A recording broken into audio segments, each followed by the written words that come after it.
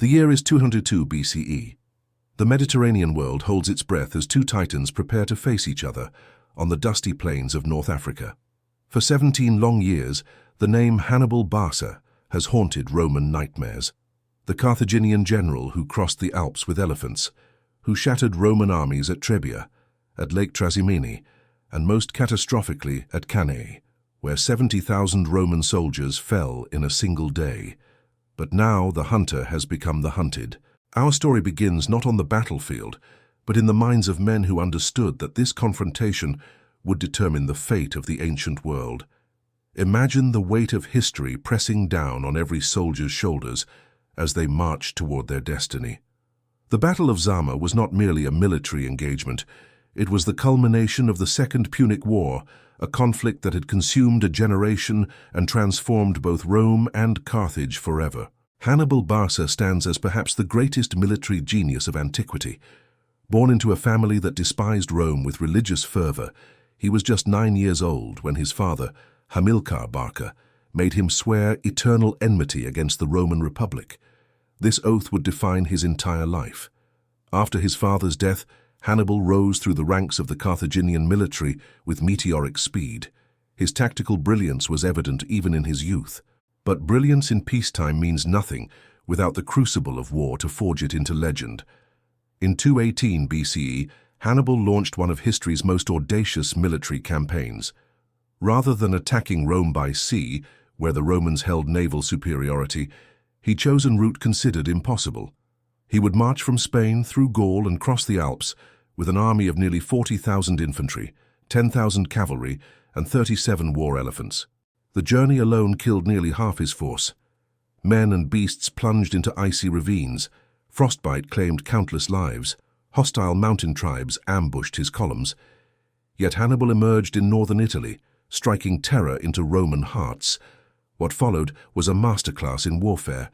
At the Battle of Trebia, Hannibal lured the Roman consul Sempronius into crossing an icy river, then attacked with his fresh troops against exhausted, freezing Romans.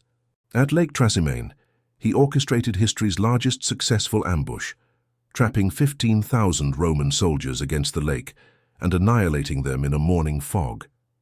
But Cannae was his masterpiece.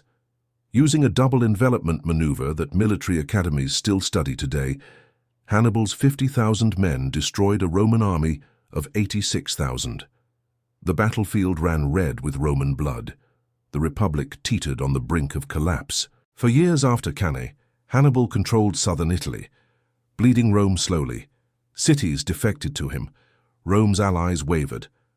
But the Romans possessed something Hannibal hadn't fully anticipated: unbreakable will. They refused to surrender even when defeat seemed certain. They raised new armies from boys barely old enough to hold a sword and old men who should have been enjoying retirement.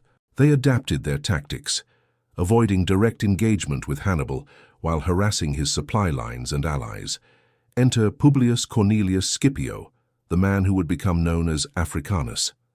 While Hannibal was the product of a military dynasty taught to hate Rome from birth, Scipio represented the best of Roman virtue and innovation. Born into patrician nobility, Scipio first encountered Hannibal's genius as a teenager at the Battle of Ticinus, where he famously saved his wounded father's life. At Cannae, now a young officer, he was one of the few who survived that Holocaust. These experiences didn't break him. They forged him. Scipio understood something crucial that other Roman commanders had missed. You couldn't beat Hannibal by copying Roman tactics. You had to learn from Hannibal himself. While serving in Spain, Scipio studied every detail of Carthaginian warfare. He analyzed their cavalry tactics, their use of African and Spanish infantry, their flexible formations. He wasn't just fighting Carthaginians in Spain. He was preparing for the inevitable confrontation with their greatest general. By 206 BCE, Scipio had achieved the impossible. He conquered Carthaginian Spain, depriving Hannibal of reinforcements and resources. But Scipio's vision went further. He proposed a radical strategy: take the war to Africa, attack Carthage itself, and force them to recall Hannibal from Italy. The Roman Senate hesitated. This young general, not yet 30 years old, wanted to invade Africa with an untested plan. Many senators feared it was too risky. They remembered the disaster of the first African expedition under Regulus decades earlier. But Scipio was granted permission, though with limited resources.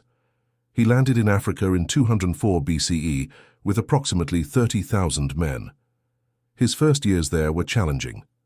The Numidian cavalry, legendary horsemen of North Africa, initially fought for Carthage. Scipio needed to change that equation. Through a combination of military pressure and diplomatic genius, he convinced Massinissa, a Numidian prince, to defect to Rome. This alliance would prove decisive. The Carthaginian government panicked. Their homeland was under attack. Their Spanish territories were lost, their treasury was depleting. They made the decision that would seal their fate: recall Hannibal from Italy. After 15 years of campaigning in enemy territory, never losing a major battle, Hannibal was ordered home. For the proud general, it must have felt like defeat. He had conquered Roman armies but couldn't conquer Rome itself. Now he would fight on African soil to save his own city. Hannibal returned to Africa in 203 BCE. The political situation in Carthage was dire. The government was divided between war and peace factions. Resources were scarce. But Hannibal was still Hannibal. His reputation alone was worth 10,000 men. When news spread that he was back, Carthaginian morale soared. Perhaps the master could work one more miracle. Perhaps he could defeat this young Roman upstart and save Carthage from destruction. The stage was set for an epic confrontation. Two brilliant generals, each representing their civilization's finest military traditions.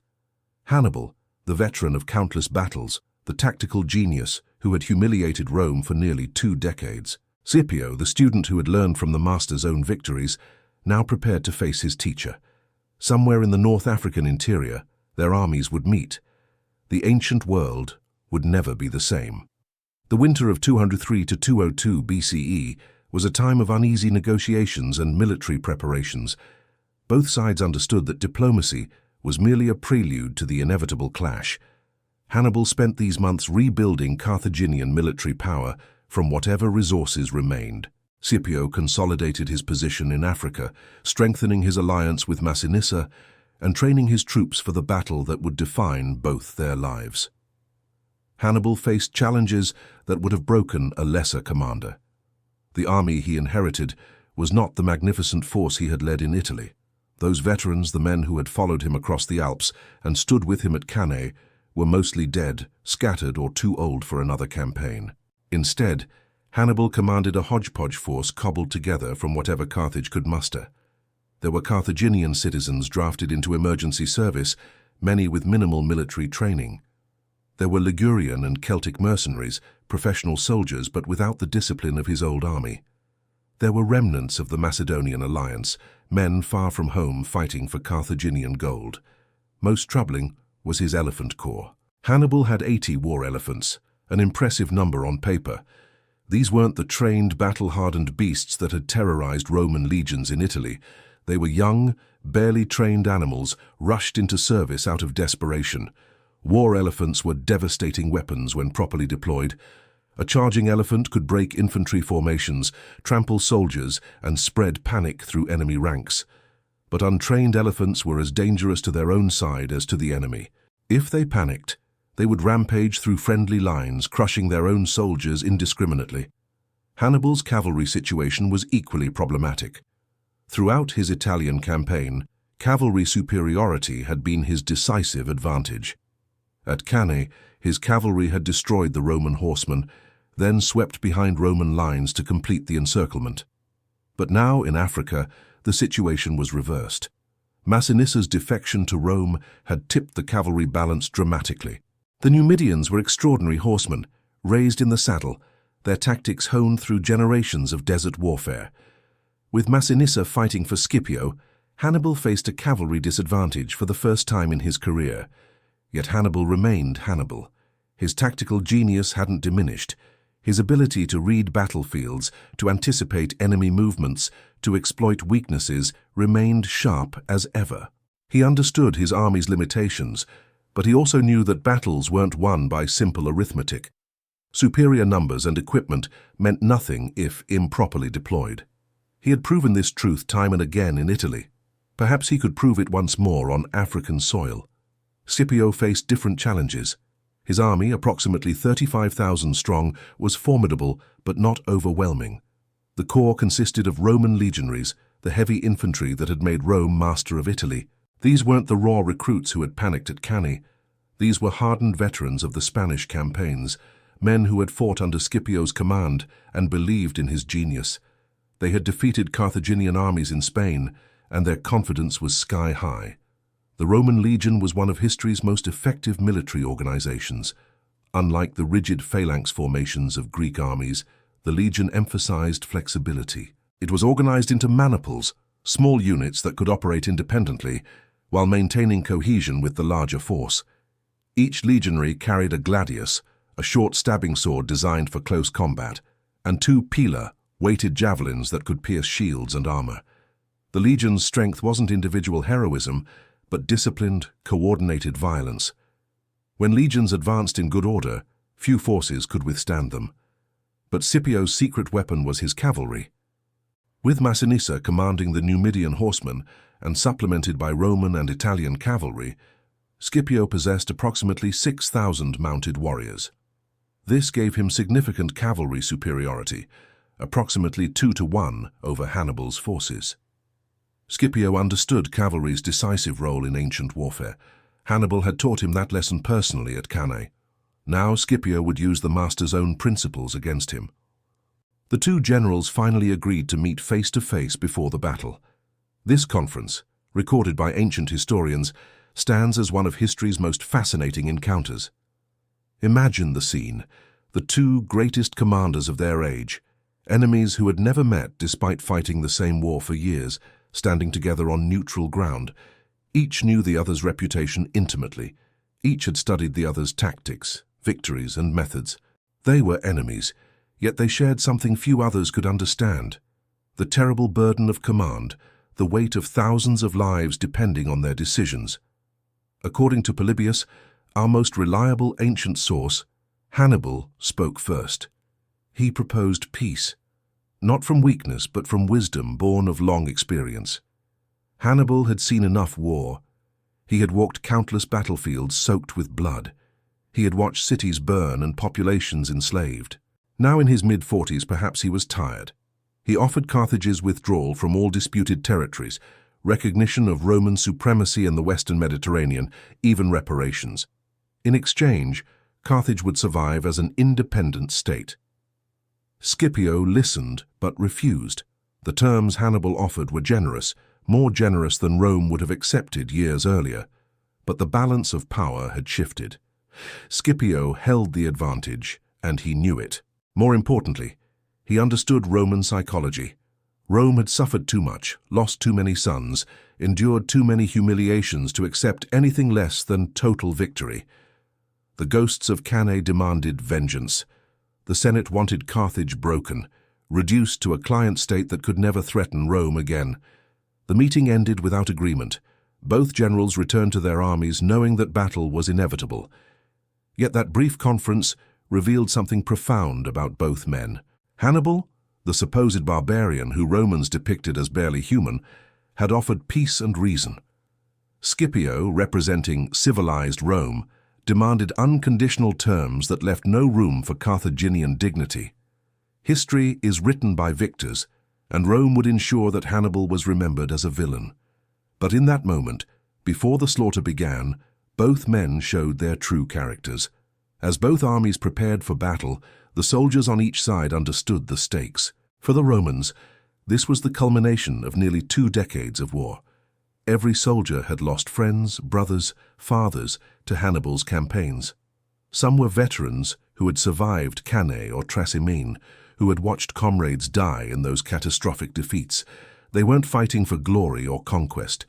They were fighting for revenge, for the honor of Rome, to prove that Roman courage and discipline could overcome Carthaginian cunning. For the Carthaginians, the stakes were even higher. This wasn't about empire or glory. This was about survival. If they lost this battle, Rome would dictate terms. Carthage might be destroyed entirely, its people enslaved, its great city reduced to ruins. They fought for their homes, their families, their civilization's continued existence. That desperation could make men dangerous. A cornered animal fights with ferocity that a confident predator can't match. Hannibal chose his battlefield carefully. Near the town of Zama, about 5 days' march southwest of Carthage, he found terrain that offered some advantages despite his overall disadvantage. The ground was relatively flat and open, suitable for his elephants and the infantry maneuvers he planned. There was water nearby for both armies. Most importantly, it was close enough to Carthage that he could retreat to the city's walls if necessary, yet far enough that defeat wouldn't immediately threaten the capital.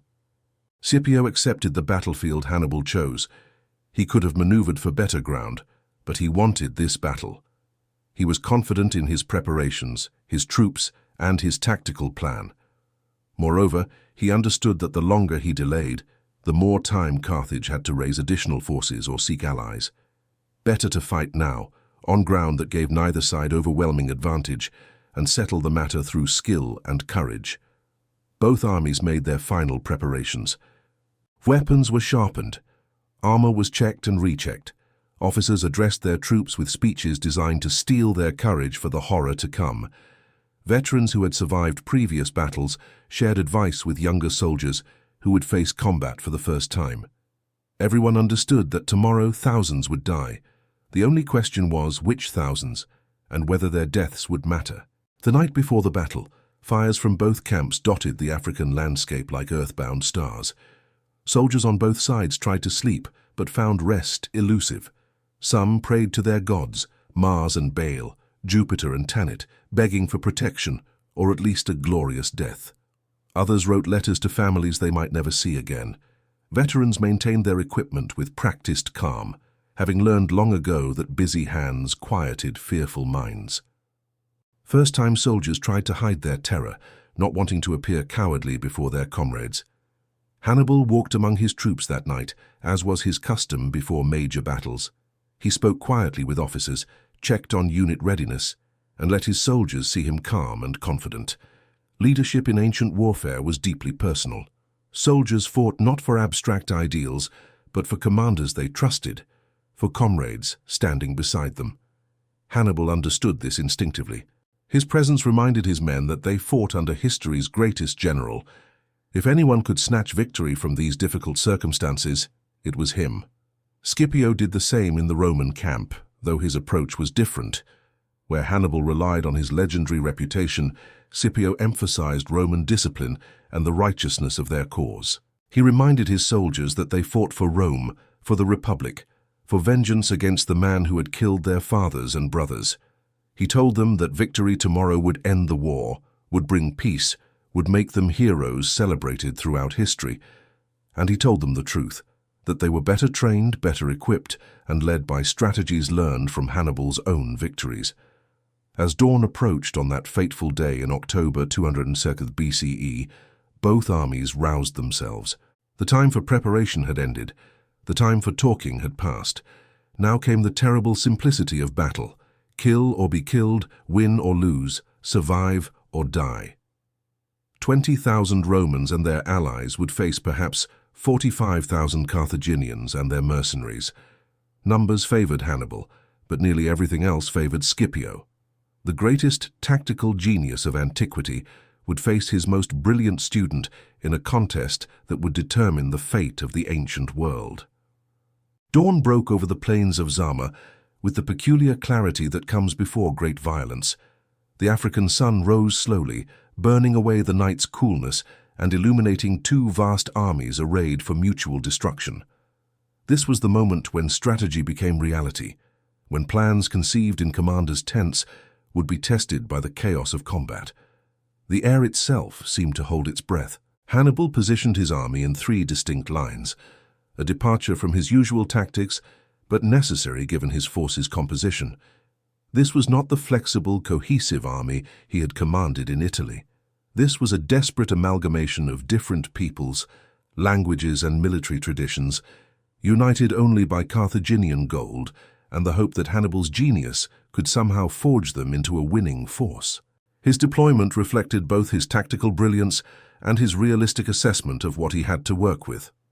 The first line consisted of approximately 12,000 Ligurian, Celtic, and Balearic mercenaries spread across the front. These were professional soldiers, men who fought for pay rather than patriotism. The Ligurians came from the mountainous regions of northern Italy, tough fighters accustomed to harsh conditions. The Celts, or Gauls as the Romans called them, were fierce warriors who favored close combat and had a reputation for ferocity that made even Romans nervous.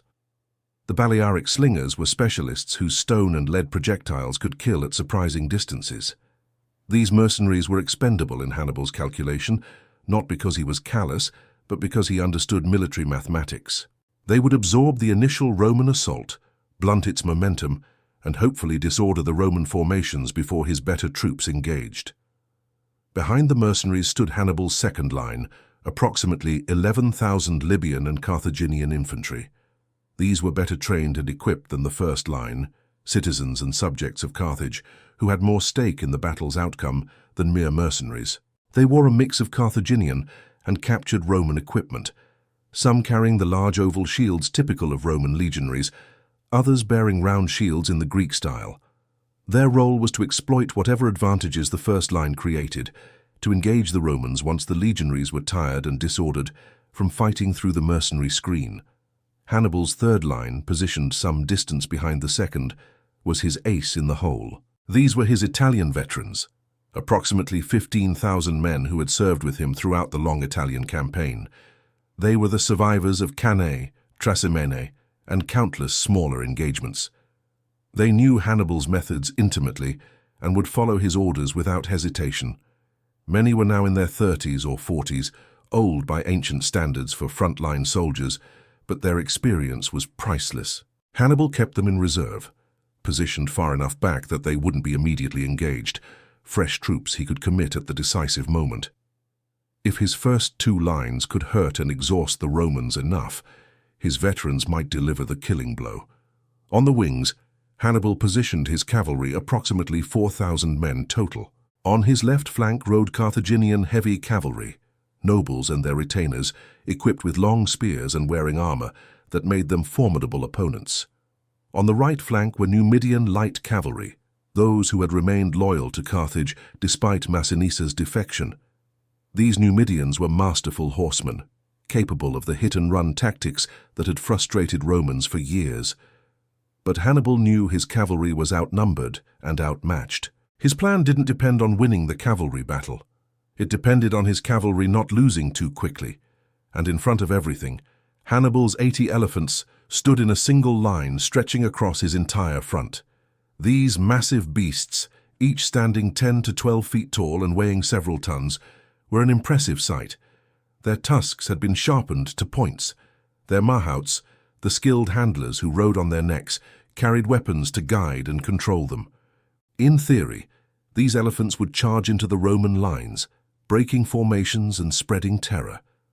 A soldier who could face another soldier with courage often panicked when confronted by a trumpeting, charging elephant. But these elephants were young and poorly trained. Hannibal was gambling that their shock value would outweigh the risk of them panicking and running amok. Across the field, Scipio arranged his forces with calculated precision. His deployment showed that he had learned well from studying Hannibal's tactics, while adding Roman discipline to create something new. The Roman army numbered approximately 29,000 infantry and 6,000 cavalry, smaller than Hannibal's force, but better trained and more cohesive. Every man knew his place, his role, and his part in Scipio's plan. The Roman infantry was arranged in the traditional triplex aces, the three-line formation that had served Rome well for generations. The first line consisted of the hastati, younger soldiers in the prime of life, typically men in their 20s. They numbered approximately 12,000 and formed the initial strike force. Each carried 2 pila and wore armor consisting of a bronze breastplate or, for wealthier soldiers, a mail shirt. Their shields were the distinctive curved rectangles that became synonymous with Roman military might. Behind them stood the principes, approximately 10,000 men in their late 20s and 30s, veterans with experience, but still in their physical prime. These formed the second line, ready to reinforce the hastati or replace them if the first line faltered. The third line consisted of the triarii, the oldest and most experienced soldiers, approximately 7,000 men who served as the army's final reserve. There was a Roman saying, "It has come to the triarii," meaning a situation had become desperate. These veterans were the last resort, deployed only when battle hung in the balance.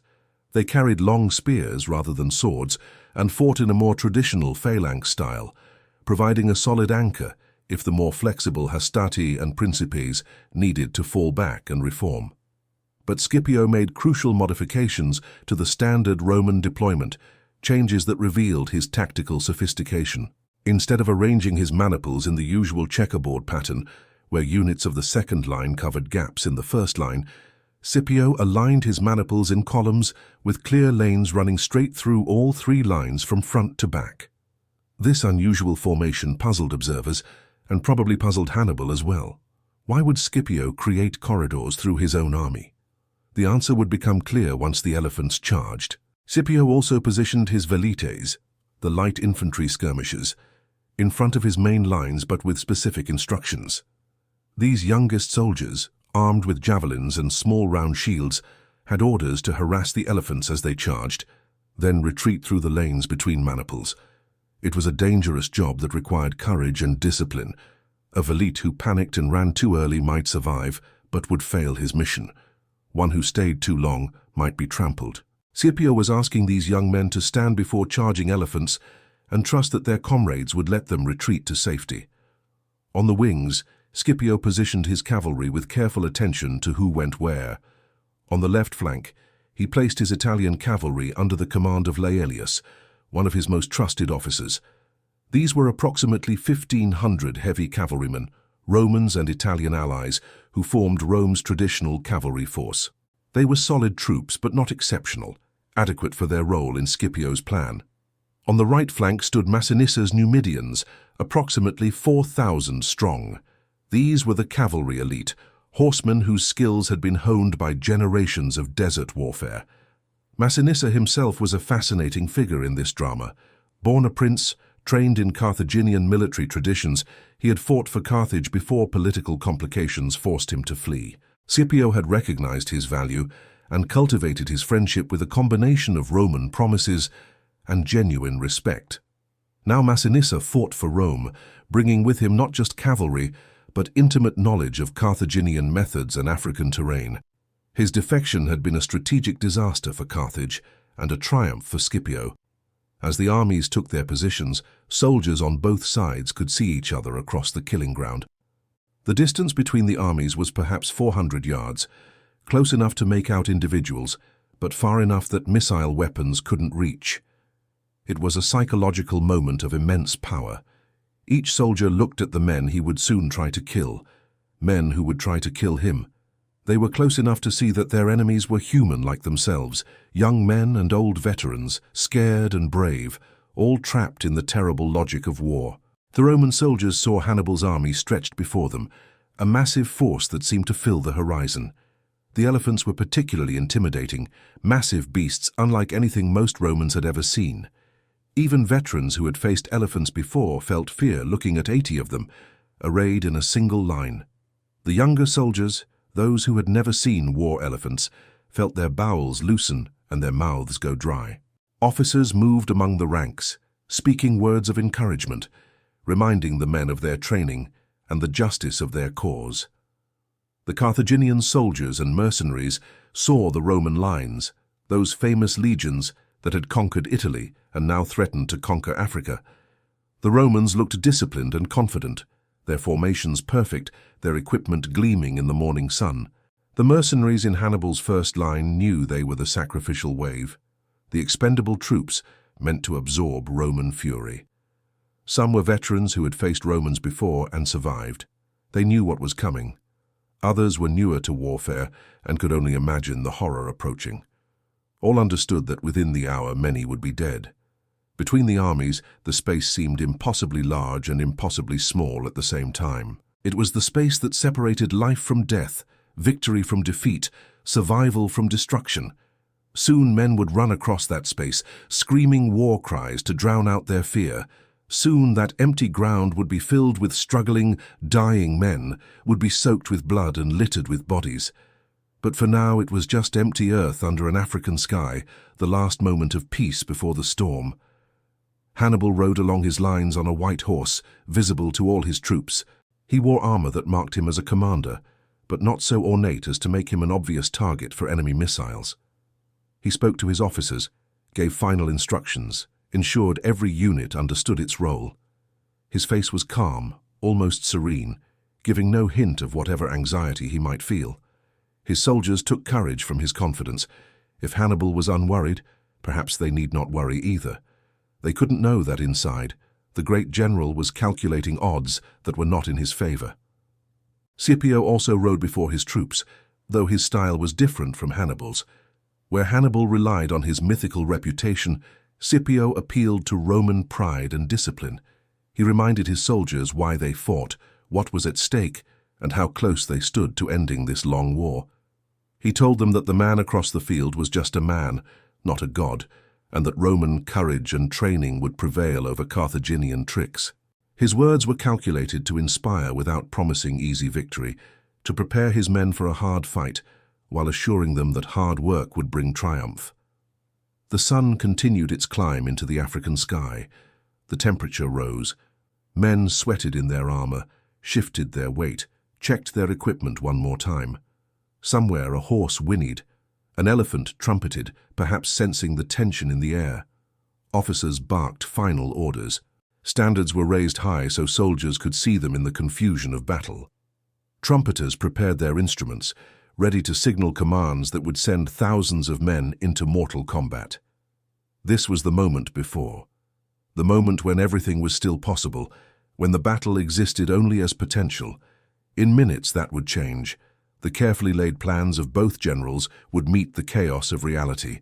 Men would prove themselves brave or cowardly, lucky or doomed. Families would be destroyed, mothers would lose sons, wives would become widows, children would become orphans. All of this was about to begin. And then, on Hannibal's signal, it did. The Battle of Zama began not with the clash of infantry or the thunder of cavalry, but with a sound that chilled Roman blood, the trumpeting of 80 war elephants as their mahouts drove them forward into a charge. This was Hannibal's opening gambit, his attempt to shatter Roman formations before the real fighting even began. The ground trembled under thousands of tons of muscle and bone as the great beasts accelerated from a walk to a trot to a lumbering run. For the young Roman soldiers in the front lines, watching these massive animals bearing down on them, it must have seemed like the world itself was coming to destroy them. War elephants in ancient warfare were psychological weapons as much as physical ones. A well-trained elephant could gore soldiers with its tusks, trample men underfoot, and simply bulldoze through formations by sheer mass. But their greatest power was terror. Horses panicked at the sight and smell of elephants, making cavalry difficult to use against them. Infantry soldiers, even brave ones, felt primal fear when confronted by these alien creatures. An elephant charge that broke enemy morale could win a battle before the real fighting began. This was what Hannibal hoped for, what he needed, given his other disadvantages. But Scipio had prepared for exactly this moment. He had fought Carthaginian armies in Spain and knew their reliance on elephant shock tactics. More importantly, he had studied how to counter them. His unusual deployment with lanes running through his formation was specifically designed for this threat. As the elephants charged, Scipio gave the signal for his response. The Roman trumpets blared, not melodious military calls, but harsh, discordant blasts designed to create maximum noise and confusion. Simultaneously, Roman soldiers beat their swords against their shields, creating a thunderous cacophony that rolled across the battlefield. Thousands of men banging metal on metal produced a sound like continuous thunder, like the world ending. The noise was deliberate and calculated. These young, poorly trained elephants had never experienced anything like this. The sound assaulted their sensitive ears, frightened and confused them. The elephant charge began to falter almost immediately. Some animals, terrified by the noise, simply stopped and refused to advance despite their mahouts' desperate attempts to control them. Others veered off to the sides, running parallel to the Roman lines rather than into them. A few turned completely around and ran back toward Carthaginian lines, trumpeting in panic. The mahouts, skilled as they were, couldn't control beasts in the grip of instinctive terror. It was every handler's nightmare, a weapon turning against its own army. But not all the elephants panicked. Perhaps 20 or 30 continued their charge toward the Roman lines, driven forward by momentum, training, or simply too confused to do anything else. These animals crashed toward the Roman velites, the light infantry skirmishers positioned in front of the main battle line. This was the moment of supreme danger for these young soldiers. They had been trained for this, had been told what to do, but training and reality are vastly different things when several tons of angry elephant is bearing down on you. The velites held their ground with remarkable courage. As the elephants came within range, they hurled their javelins at the massive targets. It was difficult to miss something so large, but killing an elephant with a javelin was nearly impossible. The animals had thick skin and layers of fat that could absorb the relatively light weapons. The goal wasn't to kill them, but to hurt and enrage them, to further disrupt whatever control their mahouts maintained. Some velites aimed for the elephants themselves, others targeted the mahouts sitting exposed atop the animals' necks. A mahout killed or wounded meant an elephant without guidance, a weapon running wild. Then came the crucial moment. As the elephants reached the Roman lines, the velites executed Scipio's plan perfectly. They retreated not in panic, but in disciplined order, falling back through the lanes Scipio had created between the maniples. The elephants, following the path of least resistance, continued down these corridors rather than crashing into the solid Roman formations on either side. It was brilliant tactical design meeting excellent execution. The elephants ran through the Roman army without breaking any formations, channeled like water through irrigation ditches. As the elephants emerged from the rear of the Roman formation, they were met by specialized troops stationed there specifically to deal with them. These soldiers used longer spears and had been positioned to intercept any elephants that made it through. The exhausted, wounded animals, many having lost their mahouts, were quickly dispatched or driven off the battlefield entirely. The elephant charge, Hannibal's opening move, had failed completely. Worse than failed, it had weakened his own position. Some of the panicked elephants that had turned back crashed into Hannibal's own cavalry formations on the left flank. The Numidian cavalry horses, despite being somewhat accustomed to elephants, spooked at the sight of the panicked beasts running toward them.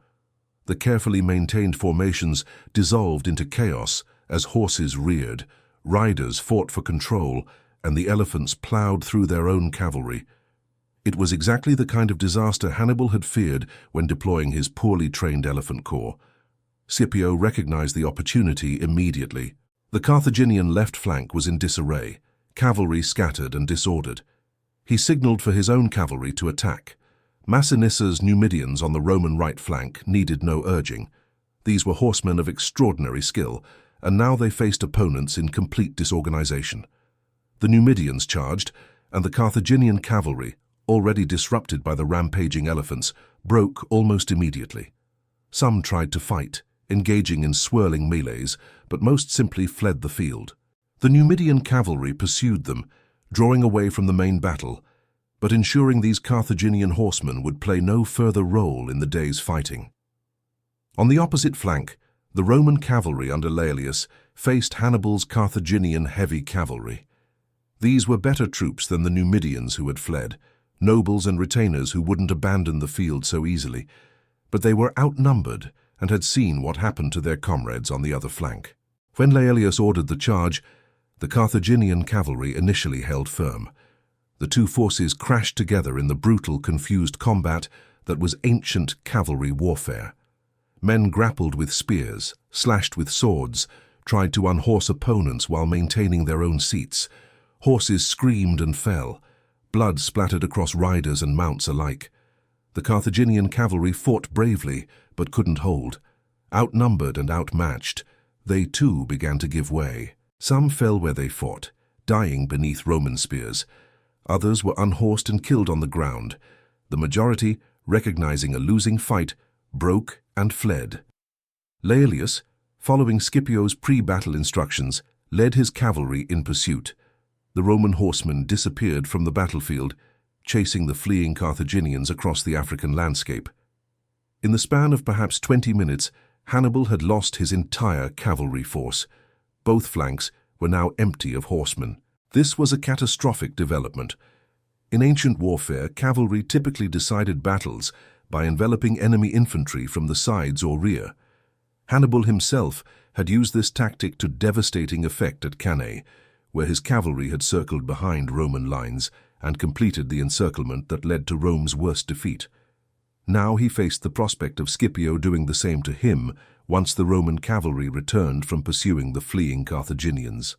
But Hannibal was not a man to despair, even in desperate circumstances. He still had his infantry, still had his tactical genius, and the main battle hadn't yet begun. The elephant charge had failed, the cavalry was gone, but 45,000 infantry soldiers remained. If he could destroy Scipio's infantry before the Roman cavalry returned, he might still win. Everything now depended on the grinding, brutal work of infantry combat. This was about to begin in earnest. Across the battlefield, the Roman infantry had watched the elephant charge fail and their cavalry drive off the Carthaginian horsemen. Morale soared. Their young general's plan had worked perfectly so far. The terrifying elephants had been neutralized. The enemy cavalry was scattered. Now came their moment. The advance into contact with Hannibal's infantry lines. The trumpets sounded, and the Roman maniples began to move forward, maintaining their formation with the discipline that made Roman legions the most effective infantry in the ancient world. The velites, having retreated through the lanes during the elephant charge, now reformed in front of the main lines. Their job in the next phase was to harass the enemy with javelins, to disorder Hannibal's formations before the heavy infantry made contact. They advanced ahead of the main lines, young men trying to prove their courage, hurling insults and challenges at the mercenaries in Hannibal's first line. The mercenaries, Ligurians, Celts, and Balearic slingers responded with their own missiles. Slingstones and javelins arced across the diminishing space between the armies. Men fell, the first infantry casualties of the battle, killed by missiles before the real butchery began. The velites couldn't maintain their position long. They were too lightly equipped to stand against formed infantry. After delivering their javelins, they retreated once more through the lanes in the Roman formation, falling back to reform behind the triarii. Now the hastati advanced, the first line of Roman heavy infantry, 12,000 men in their physical prime, ready to prove themselves in the war's decisive battle. Their centurions dressed the lines, ensuring every man was in position, that the formations were perfect. Then, at the signal, they began the final advance toward contact. The hastati moved at a steady walk, not running. Ancient infantry combat was exhausting work, and men who ran to contact would be blown before the real fighting began. They needed to maintain formation, stay together, ensure every man was supporting his comrades to either side. As they closed to within 50 yards of the enemy, the centurions gave the order every hastatus had been trained to execute: throw pila. 12,000 weighted javelins rose into the air, seeming to hang for a moment at the apex of their flight, then descended like a storm of iron onto the Carthaginian first line. The pilum was an ingenious weapon. Its long iron shank was designed to bend on impact, making it impossible to throw back and difficult to remove from a shield. A pilum that pierced a shield would weigh it down, often forcing a soldier to discard the shield and fight without protection. Thousands of pila crashing down on the mercenary line had devastating effect. Men fell, killed or wounded by the javelins. Others found their shields rendered useless and dropped them. The formation wavered as soldiers instinctively tried to evade the incoming missiles. Before the mercenaries could recover, the hastati were upon them. The Roman soldiers had drawn their gladi and slammed into the disordered mercenary line with the weight of 12,000 men in disciplined formation.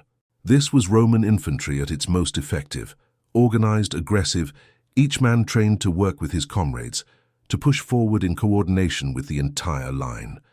The sound of impact was tremendous, metal on metal, wood on wood, men shouting and screaming. The mercenary line staggered under the impact but didn't break immediately.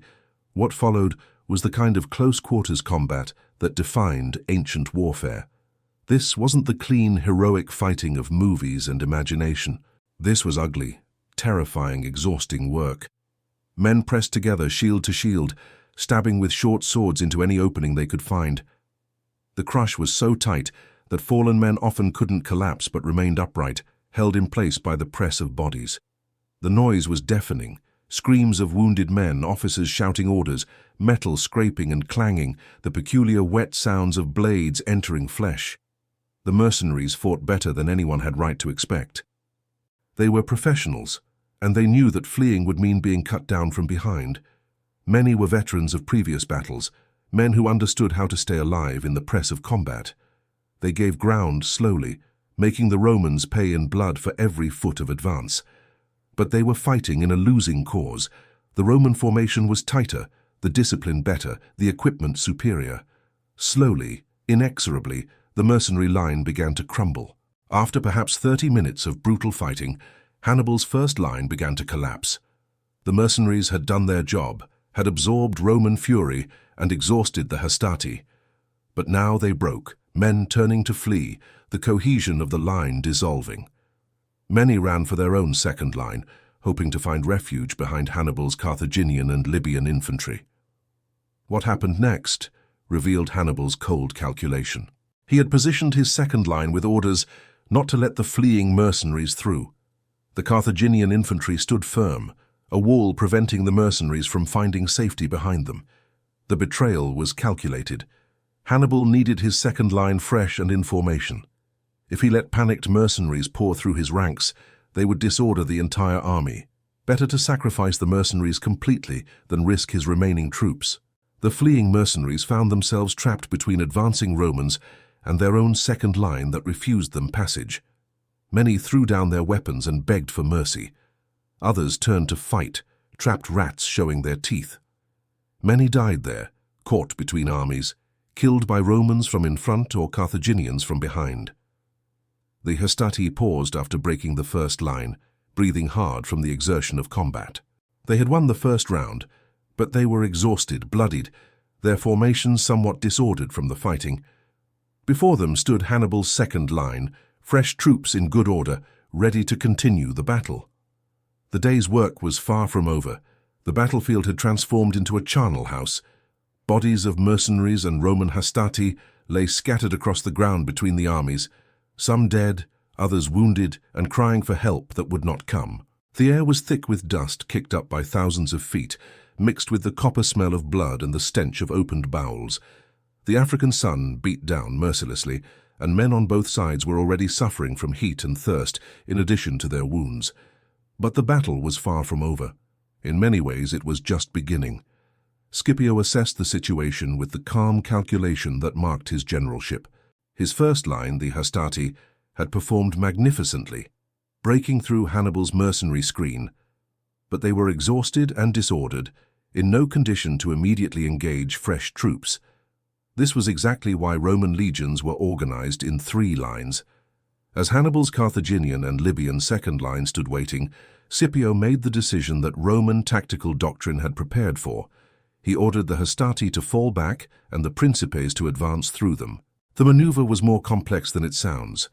Moving one line of soldiers backward, while simultaneously moving another line forward, all while maintaining formation and cohesion, required extraordinary discipline and training. The Hastati had to disengage from the enemy, always the most dangerous moment in ancient combat, and move back through the gaps in their own formation. Meanwhile, the Principes had to advance through these same gaps and form a new front line, all without creating confusion that the enemy could exploit. That the Romans executed this maneuver successfully, under battlefield conditions with the enemy mere yards away, testified to the superiority of their training. The Principes were older than the Hastati, men in their late 20s and 30s who had seen combat before. They were at the peak of their physical strength and possessed the experience to use it effectively. As they moved into position, they dressed their lines with professional precision, each man finding his place, ensuring his shield overlapped properly with his neighbor's, checking that his sword arm had room to work. The centurions moved among them, offering last words of encouragement, ensuring unit cohesion. Then, as their officers gave the command, they advanced toward Hannibal's second line. The Carthaginian and Libyan infantry waiting for them were formidable opponents. These were not hired mercenaries fighting for pay, but soldiers of Carthage and its African territories fighting for their homeland. Many wore armor stripped from fallen Romans in previous battles, a grim reminder of Carthage's past victories. They carried large shields, both oval Roman scuta taken as trophies and round shields in traditional African style. Their weapons were a mix. Some carried the straight Roman gladius, others curved falcatas from Spain, still others fought with spears in the Greek manner. They represented Carthage's military tradition, centuries of warfare that had made the city a Mediterranean power. The two lines crashed together with tremendous force. The Principes, fresh and aggressive, slammed into the Carthaginian line with the momentum of their advance. But unlike the mercenaries before them, the Carthaginian infantry didn't give ground. They met Roman fury with equal determination, pushing back, holding their formation intact. The fighting immediately became more intense than what had occurred during the first phase. These soldiers knew what they were fighting for. Every Carthaginian understood that defeat meant the destruction of their city, the enslavement of their families, the end of their civilization as they knew it. The combat was horrifically intimate. In the press of battle, men were close enough to smell each other's breath, to see the fear or determination in enemy eyes before trying to kill them. The gladius, that short Roman stabbing sword, was perfectly designed for this kind of fighting.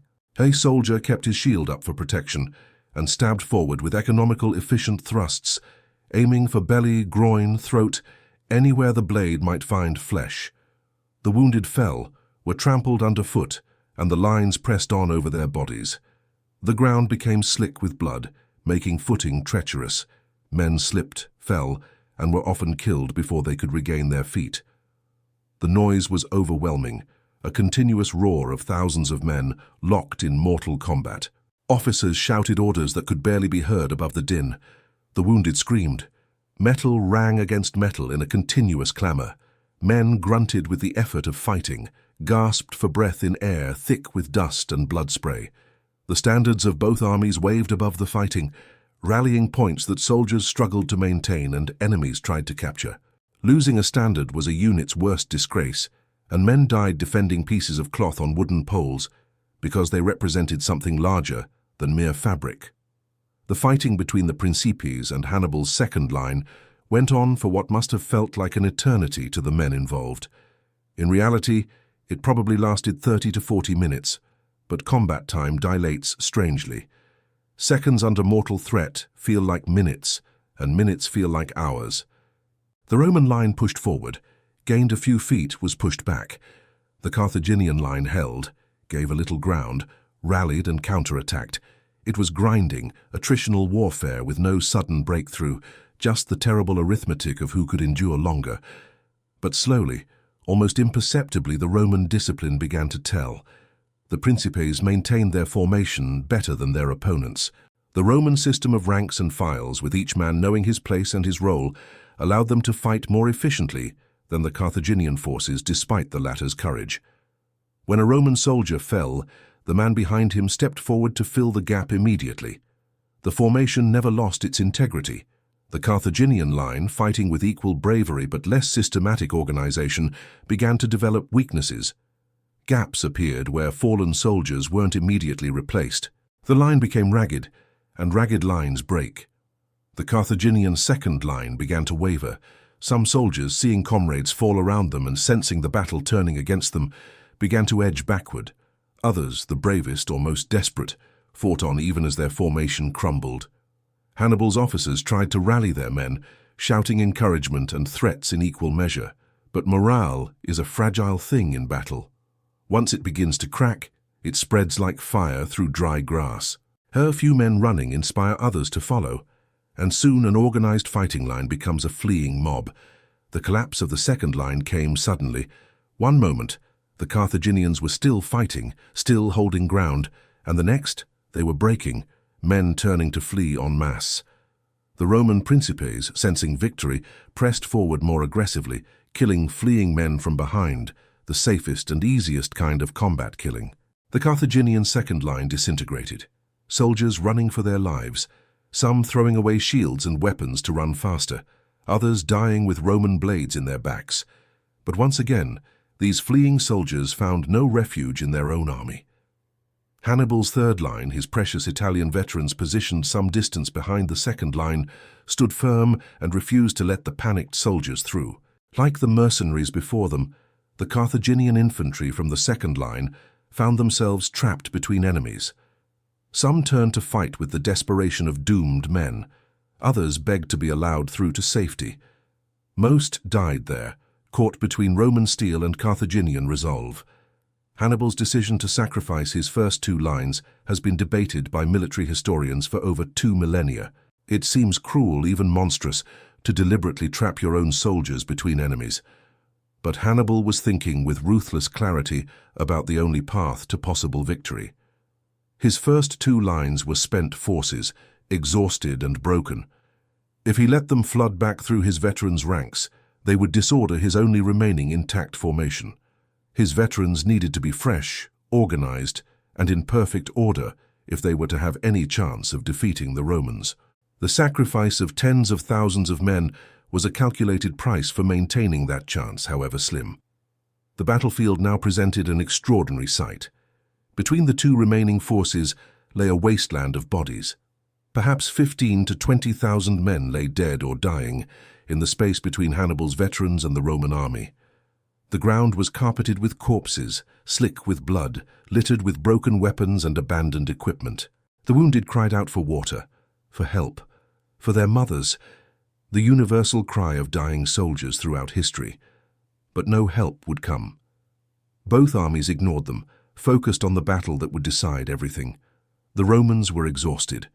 The Hastati had fought through the first line, the Principes through the second. Both units were now disordered, winded, many men wounded. Dead and injured, Romans lay among the Carthaginians, testament to the price they had paid for their victories. But they had won, broken through two enemy lines, and only one remained. The soldiers could see the end in sight. One more push, one more effort, and the war would be over. That prospect gave them strength to continue. Scipio took this moment to make another crucial decision. Rather than throw his tired troops immediately against Hannibal's fresh veterans, he ordered a pause to reorganize. He recalled the Hastati from the rear and reformed his entire infantry force into a single, unified line. This was an unorthodox move, abandoning the traditional three-line formation for a single extended line. But Scipio recognized that Hannibal's veterans were the most dangerous force on the field. Meeting them with tired, disordered maniples would be asking for disaster. Better to take time to reform, to create a fresh formation with his entire infantry force united. The pause in fighting, perhaps 15 to 20 minutes, was eerie. Both armies stood within sight of each other, recovering their breath, while between them lay a field of dead and dying. Soldiers drank water from their canteens, the lukewarm liquid tasting better than the finest wine. Wounded men had crude bandages applied, enough to keep them standing for a bit longer. Officers moved among the ranks, reorganizing, ensuring every man knew his place in the new formation.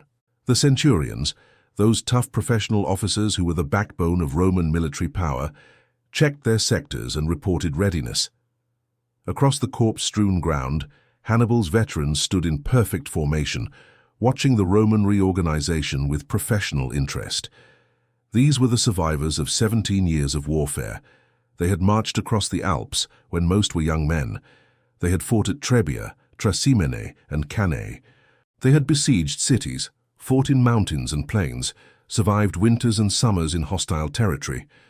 They were probably the most experienced soldiers on any battlefield in the world at that moment, and they were about to face the decisive fight of their lives. Hannibal himself rode before them, his presence alone worth thousands of men. He spoke to them, though we don't know his exact words. Ancient historians provide various versions, but the essence was simple. This was the moment that would decide everything. Win here, and Carthage would survive. Lose, and their city faced destruction, their families slavery, their civilization extinction. Every man understood the stakes. They had followed Hannibal for nearly 2 decades, trusted him with their lives, and he had never failed them in battle. If he said they could win, then they would win. That faith, built on years of shared hardship and victory, was perhaps their greatest strength. The Roman line completed its reorganization. Scipio had created a formation approximately as wide as Hannibal's line, his entire infantry force in a single rank with very limited depth. It was risky as there were no reserves if the line broke, but it prevented Hannibal from overlapping his flanks, from using the encirclement tactics that had destroyed Romans at Cannae. Both armies were now roughly equal in numbers on the field, perhaps 25 to 30,000 men on each side. The earlier numerical advantage Hannibal had enjoyed was gone, spent in the destruction of his first two lines. The sun had climbed high into the sky. Hours had passed since dawn, though it felt both longer and shorter to the men who had lived through them. The heat was oppressive, made worse by armor and physical exertion. Men on both sides were approaching the limits of human endurance. But the climactic moment was at hand. Everything that had happened before was prologue. Now came the true test, the collision between Rome's finest legionaries and Carthage's most elite veterans, with the fate of the ancient world hanging in the balance. The trumpets sounded once more. The Roman line began to advance, stepping carefully through the field of corpses, maintaining formation despite the grisly obstacles. Hannibal's veterans braced themselves, shields locked, weapons ready, prepared to show these Romans what real soldiers could do. The distance between the armies shrank, 100 yards, 75, 50. Both sides were committed now. There would be no more maneuvers, no more tactical cleverness. This would be decided by courage, endurance, and the will to keep fighting when every instinct screamed to run. The two lines came together with a crash that could be heard across the entire battlefield. The decisive phase of the Battle of Zama had begun. The collision between the Roman infantry and Hannibal's veterans was unlike anything that had come before. This wasn't the frantic chaos of the hastati breaking through poorly organized mercenaries, nor the grinding push of the principes against determined but outmatched Carthaginians. This was veteran against veteran, professional against professional, the finest soldiers of two great military traditions meeting in a contest that would be decided by the slimmest of margins. The impact of the two lines sounded like a thunderclap, followed by the continuous roar of men fighting for their lives and their civilizations. Hannibal's Italian veterans were extraordinary soldiers by any measure. These men had been in their late teens or early 20s when they crossed the Alps with Hannibal in 218 BCE. Now, 17 years later, they were in their 30s and 40s, old by ancient standards for frontline infantry, but possessing something no amount of training could provide: experience. They had seen every kind of combat, fought in every type of terrain, faced every variety of enemy.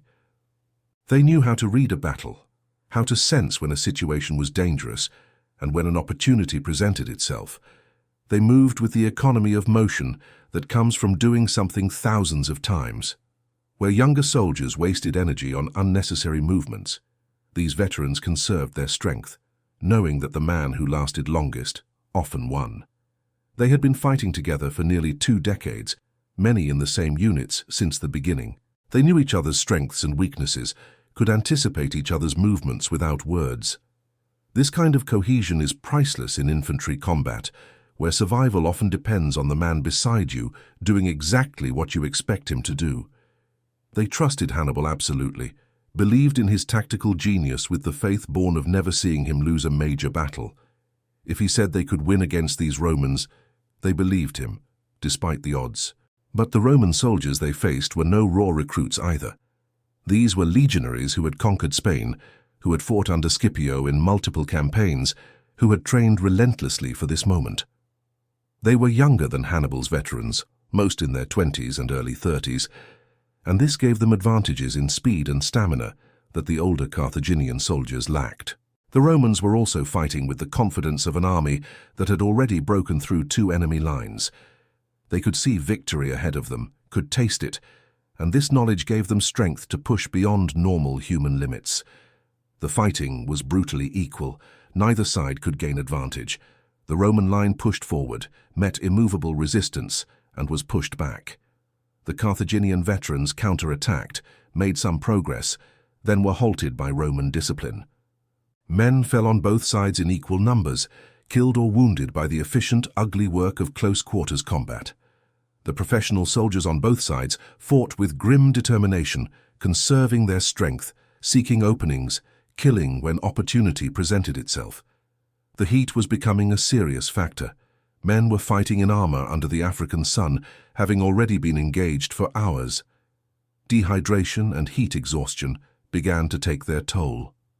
Soldiers on both sides collapsed not from wounds, but from simple physical breakdown. The ground was slippery with blood and other bodily fluids, making footing treacherous. The dead and wounded underfoot created additional obstacles. Yet the fighting continued with undiminished intensity because both sides understood there could be no retreat, no surrender, no mercy. Time became meaningless for the men locked in combat. Seconds stretched into eternities when fighting for one's life. The world narrowed to the few feet immediately around each soldier. The enemy in front trying to kill you, the comrade beside you whose survival depended on your vigilance, the ground underfoot that might betray you with a slip at the worst possible moment. Peripheral awareness of the larger battle faded. Officers' commands became distant noise beneath the immediate sounds of combat. Grunting, screaming, the ring of metal, the wet sounds of flesh being penetrated. Minutes passed, then more minutes, and still neither side could gain decisive advantage. This was unprecedented in Hannibal's experience. He had always been able to find a weakness to exploit, an angle to attack, some tactical maneuver that would tip the balance. At Cannae, he had deliberately weakened his center to draw Romans forward, then enveloped them from the flanks. At Trasimene, he had used terrain and ambush to destroy a Roman army. But here at Zama, there were no flanks to turn, no clever maneuvers to execute. This was a straight-up test of infantry quality, and his veterans, magnificent as they were, couldn't break the Roman line. Scipio watched the battle with growing confidence, tinged with concern. His infantry was holding its own, matching Hannibal's best troops, blow for blow. But the fighting had gone on long enough that both armies were approaching exhaustion. The battle was balanced on a knife's edge, and Scipio knew that the next element to enter the fight would probably decide everything. He looked toward the horizon, searching for the cloud of dust that would signal the return of his cavalry. This was his planned decisive stroke, the tactical maneuver he had designed the entire battle around. But where were they? The cavalry on both sides had departed the battlefield hours earlier, the Roman horsemen under Laelius and Massinissa pursuing the fleeing Carthaginian cavalry across the African landscape. This was both standard practice and dangerous gamble. Cavalry often pursued defeated enemies off the battlefield, and controlling that pursuit was notoriously difficult. Horsemen, with their blood up after victory, wanted to chase enemies to exhaustion, to rack up kills and capture loot. Officers struggled to maintain discipline and recall their men once the pursuit began. If Scipio's cavalry had pursued too far or become too scattered, they might not return in time to matter. But Scipio had chosen his cavalry commanders well and given them explicit instructions before the battle. Laelius and Massinissa were to pursue the Carthaginian cavalry long enough to ensure they wouldn't return to the battle, then rally their men and come back. It was a difficult order to execute, requiring both discipline and leadership, to pull men away from the intoxicating chase and reform them for further fighting. If they succeeded, Scipio would have 6,000 cavalry to throw against Hannibal's exposed flanks and rear. If they failed or returned too late, the battle might be lost despite everything. Hannibal also understood that cavalry would decide the battle. He had no illusions about his current situation. His infantry, brave and skilled as they were, couldn't defeat the Romans in a straight infantry fight. The lines were too equal, the determination too matched. Normally, this was when his cavalry would return from dealing with enemy horsemen and fall on the Roman rear, completing the encirclement just as had happened at Cannae. But he had no cavalry to return. They had been scattered and defeated in the battle's opening phase.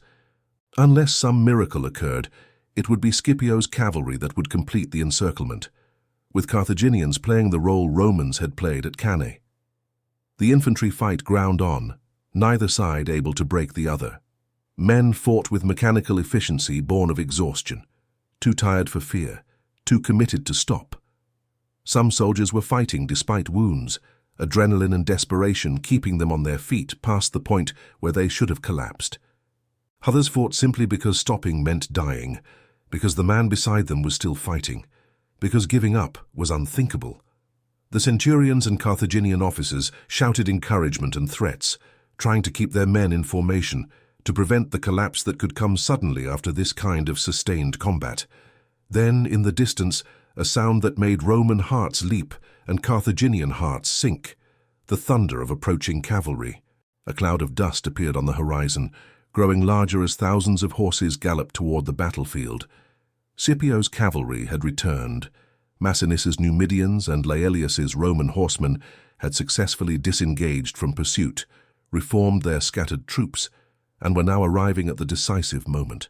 The timing was extraordinary, a testament to the discipline of the cavalry commanders and the effectiveness of Scipio's pre-battle planning. The Carthaginian veterans saw the approaching cavalry and understood immediately what it meant. They had seen this scenario before, but from the other side. At Cannae, they had been the army completing the encirclement, trapping Romans in a killing box from which few escaped. Now they would experience that same trap from the victim's perspective. Some men's courage faltered at the sight. After hours of sustained combat, exhausted and now facing cavalry attack from behind, even the bravest soldiers might despair. But Hannibal's voice carried across his lines, rallying his men, telling them to hold, to keep fighting, that they were still soldiers of Carthage. The Roman infantry, hearing the cavalry's approach and understanding what it meant, found new strength. Exhaustion faded before the prospect of imminent victory. They pushed forward with renewed aggression, their attacks becoming more fierce. The Carthaginian line assaulted from the front with increased intensity, and knowing cavalry was approaching from behind, began to show signs of strain. Small gaps appeared in the formation. Men glanced backward, trying to see the approaching threat, losing focus on the enemies to their front. Massinissa's Numidians hit the Carthaginian rear first. 6,000 cavalry crashing into the back of an infantry formation was devastating. The Carthaginian veterans had no defense against attack from behind. Men were cut down before they could turn to face their attackers. Those who did turn to fight the cavalry left themselves vulnerable to the Roman infantry in front. The formation began to buckle under the two-directional assault. Officers tried to reorganize, to form some kind of defensive arrangement, but coordinating such maneuvers under combat conditions while being attacked from two directions was nearly impossible. The Carthaginian line bent, but still didn't break entirely. These were veterans who had survived countless battles, and they didn't simply dissolve into panic. Units tried to form back-to-back defensive circles, small groups of men facing outward in all directions, shields locked, prepared to sell their lives dearly. Others attempted to fight their way clear, cutting through the Roman infantry to their front in desperate bids for escape. A few continued fighting with the fatalism of men who knew they were doomed, but refused to die without taking enemies with them. Hannibal, watching his army being encircled and destroyed, faced the most painful decision of his military career. He could see that the battle was lost. His veterans were being slaughtered in the exact same manner that he had slaughtered Romans at Cannae. The irony was bitter, but tactical genius recognizes reality. Staying to die with his men might be noble, but it would accomplish nothing. Carthage would need him in the difficult days ahead, to negotiate terms with Rome, to try to save something from the catastrophe.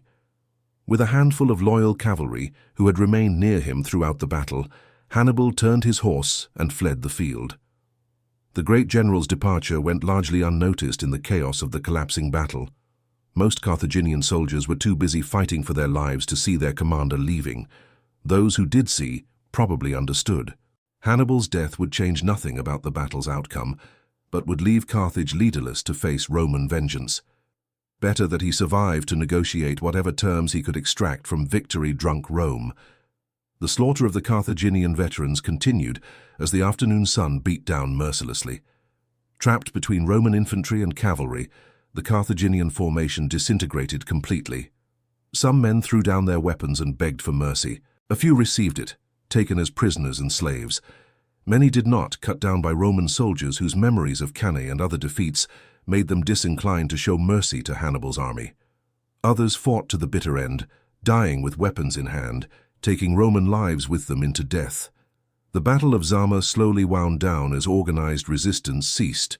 What had been one of antiquity's finest armies, Hannibal's veterans who had never lost a major battle, were destroyed. The battlefield was a scene of horror that beggars description. Tens of thousands of bodies lay scattered across the African plain. The wounded, many thousands more, cried out for water and aid. Scavengers, both human and animal, would soon descend on this bounty of death. The ground was so soaked with blood that it turned to red mud in places.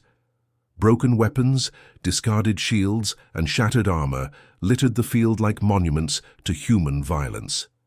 The Romans had won. After 17 years of war, after defeats at Trebia, Trasimene, and Cannae, after watching Hannibal rampage through Italy seemingly invincible, they had finally defeated him in open battle. The cost had been high. Roman casualties numbered in the thousands, with many of their best soldiers dead or wounded. But they had achieved what once seemed impossible. They had outfought Hannibal Barca, history's greatest tactical genius, on a battlefield of his choosing. As the sun began its descent toward the western horizon, the Battle of Zama concluded, not with a dramatic final moment, but with the gradual exhaustion of violence. The last pockets of Carthaginian resistance were eliminated or surrendered. The Roman soldiers, running on pure adrenaline for hours, suddenly felt the crushing weight of exhaustion as the immediate danger passed. Men simply collapsed where they stood, too tired to move, barely able to process that they had survived. The battlefield fell into an eerie quiet, broken only by the moans of the wounded and the harsh breathing of exhausted soldiers. The scale of the slaughter was staggering, even by ancient standards. Ancient historians provide varying casualty figures, as they often do, but the most reliable accounts suggest that approximately 20,000 Carthaginian soldiers died at Zama, with another 15,000 captured. Of Hannibal's army of roughly 45,000 men, only a fraction escaped. The mercenaries of the first line were almost entirely wiped out. The Carthaginian and Libyan soldiers of the second line suffered similar losses.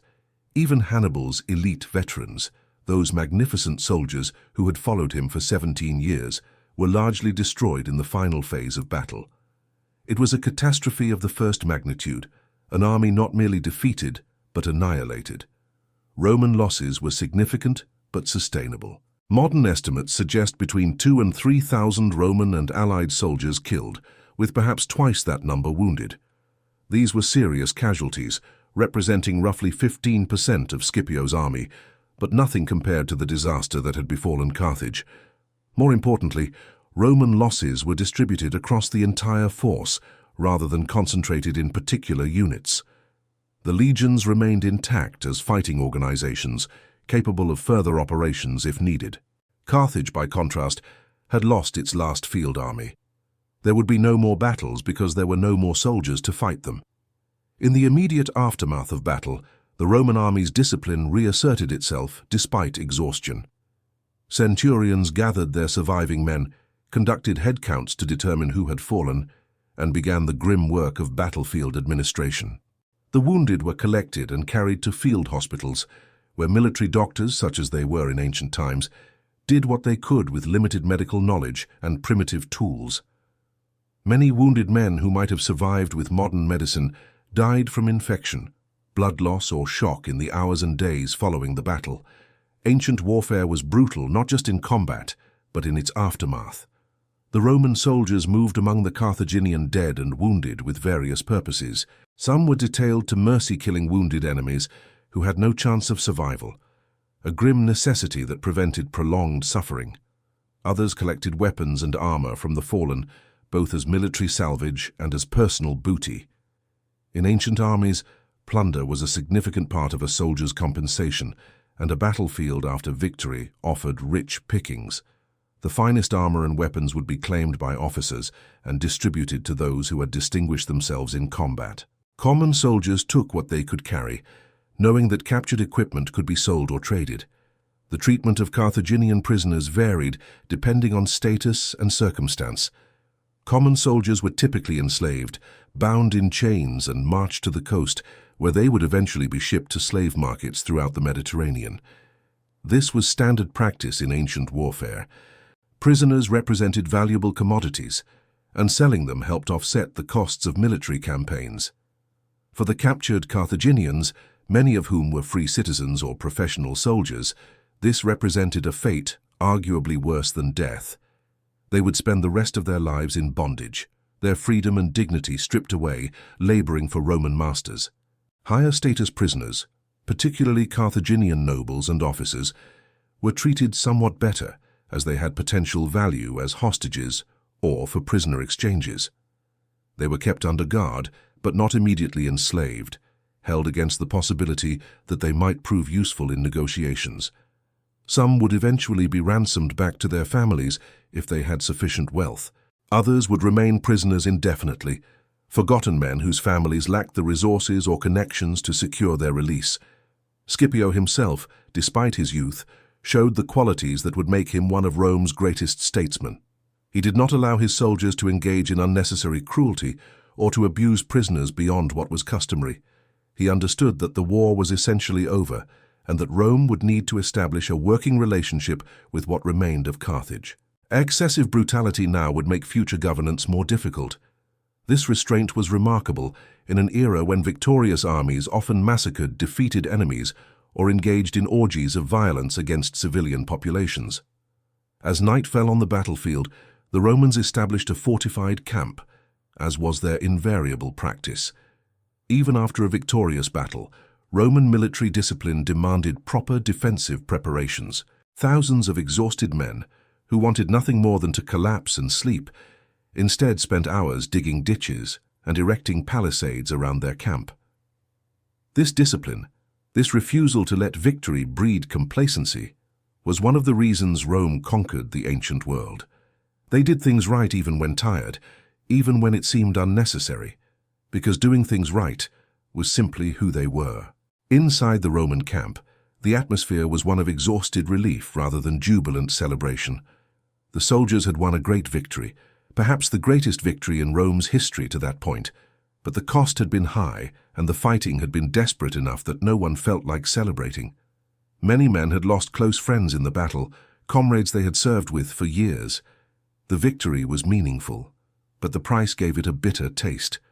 Wine was distributed, and men drank to the memory of fallen comrades, to their own survival, and to the end of a war that had consumed their entire adult lives. Scipio composed a dispatch to be sent to Rome announcing the victory. In the ancient world, news traveled slowly, and a battle of this magnitude would take weeks to be confirmed in the capital. Scipio knew that his message would transform Roman politics, would make him the most powerful man in the Republic, would cement his place in history. Yet his dispatch, according to historical accounts, was relatively modest, emphasizing the soldier's courage and discipline rather than his own genius. This political astuteness served him well. Rome respected generals who shared credit with their troops and was suspicious of those who seemed too ambitious for personal glory. Meanwhile, Hannibal had made his way back to Carthage with a small group of cavalry who had remained with him. The ride must have been torment for the great general. He had suffered his first major battlefield defeat after 17 years of military success. The army he had carefully rebuilt had been destroyed. His veterans, those magnificent soldiers who had followed him across the Alps and stood with him through countless battles, were dead or captured. Everything he had worked for, fought for, sacrificed for had come to nothing. Carthage would now face Rome's wrath without an army to defend itself. His arrival in Carthage created something approaching panic. The city had hoped, despite everything, that Hannibal's genius would somehow produce victory. He was Hannibal Barca, the general who had never lost, who had humiliated Rome for nearly 2 decades. Surely he could work one more miracle. But the defeated men who straggled back from Zama told a different story. The army was destroyed. Rome had won decisively. Carthage's fate now rested not on military strength, but on Rome's mercy, and Rome was not known for mercy toward defeated enemies. The Carthaginian government faced an impossible situation. They could continue the war, but with what? The field army was gone, the treasury was depleted, allies had already abandoned them or been conquered. Continuing resistance would only postpone the inevitable, while giving Rome time to become even more vengeful. The alternative was to sue for peace, to accept whatever terms Rome dictated, no matter how harsh. It was a choice between slow death and immediate humiliation, and the Carthaginian Senate, after bitter debate, chose humiliation. Carthaginian envoys were dispatched to Scipio's camp to discuss terms. The negotiation was brief and one-sided. Rome held all the advantages and had no reason to be generous. The terms Scipio proposed were harsh but not genocidal. Carthage would be allowed to survive as an independent state, which was more than many Romans wanted. But Carthage would be completely disarmed, allowed only 10 warships and no army beyond what was needed for local policing. They would pay an enormous indemnity of 10,000 talents of silver over 50 years, a sum calculated to prevent Carthage from ever again challenging Rome militarily.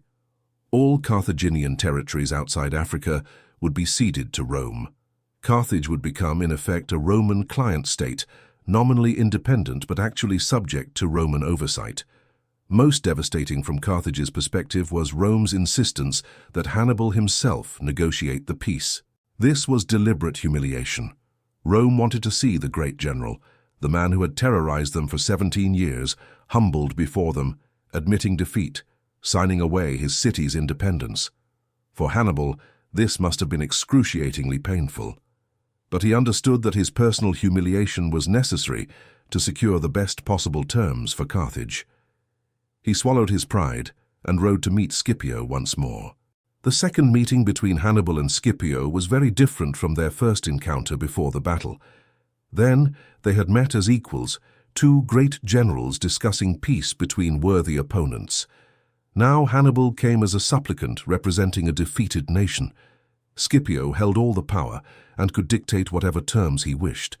Yet according to historical accounts, Scipio treated Hannibal with respect during the negotiations. He recognized in the Carthaginian general a worthy opponent who deserved dignity even in defeat. The terms were read, translated, explained. Hannibal listened without visible emotion, though inwardly he must have been dying. Everything he had fought for was being stripped away. Carthage would survive, but as a shadow of its former self, unable to defend itself or pursue independent policy, forced to pay tribute to Rome for 2 generations. His life's work had resulted in making Rome stronger and Carthage weaker, the exact opposite of what he had intended. But he had no choice. He advised the Carthaginian Senate to accept the terms, and they did. The Treaty of Zama, as it came to be known, formally ended the Second Punic War. For Rome, it was a triumph of historic proportions. They had defeated their most dangerous enemy, eliminated Carthage as a military threat, and secured dominance over the Western Mediterranean. Roman prestige soared throughout the ancient world. The republic that had teetered on the brink of destruction after Cannae had not only survived, but emerged stronger than ever. The victory validated Roman military methods, Roman discipline, Roman determination. It showed that Rome could learn from defeat, adapt, and ultimately triumph. For Carthage, the treaty meant survival, but at a terrible price. The city would continue to exist. Its people would not be enslaved en masse. Its buildings would not be demolished. But Carthage as a great power was finished. The merchant fleets that had made Carthage wealthy would now operate under Roman supervision. The territories that had provided resources and manpower were gone. The military that had defended Carthaginian interests was disbanded. Carthage became what it would remain for the next 50 years, a wealthy but powerless city, existing at Rome's sufferance, paying tribute, nursing old wounds, and remembering better days. Hannibal himself remained in Carthage for several years after the war, working as a civil magistrate and trying to reform Carthaginian government to make it more efficient and less corrupt. But his presence made Romans nervous.